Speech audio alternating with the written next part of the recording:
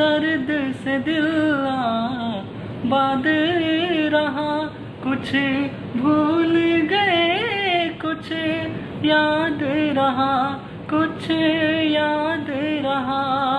अरे वाह, तेरे Very good. दर्द से दिल आबाद रहा, कुछ भूल गए कुछ याद रहा, कुछ याद रहा। मेरा आशीर्वाद तुम्हारे ऊपर है।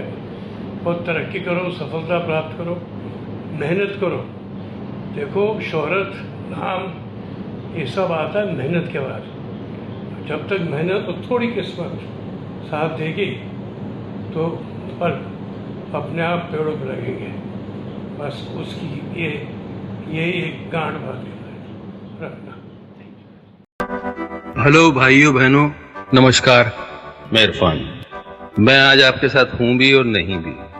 खैर, ये फिल्म अंग्रेजी मीडियम मेरे लिए बहुत खास है। सच यकीन मानिए, मेरी दिली ख्वाहिश थी कि इस फिल्म को उतने ही प्यार से प्रमोट करूं जितने प्यार से हम लोगों ने बनाया है। लेकिन मेरे शरीर के अंदर कुछ अनवांटेड मेहमान बैठे हुए हैं, उनसे वार्तालाप चल रहा है। देखते हैं किस करवट उठ बैठता है। जैसा भी होगा आपको इत्तला कर दी जाएगी। कहावत है, when life gives you lemon, you make a lemonade। बोलने में अच्छा लगता है, पर सच में जब जिंदगी आपके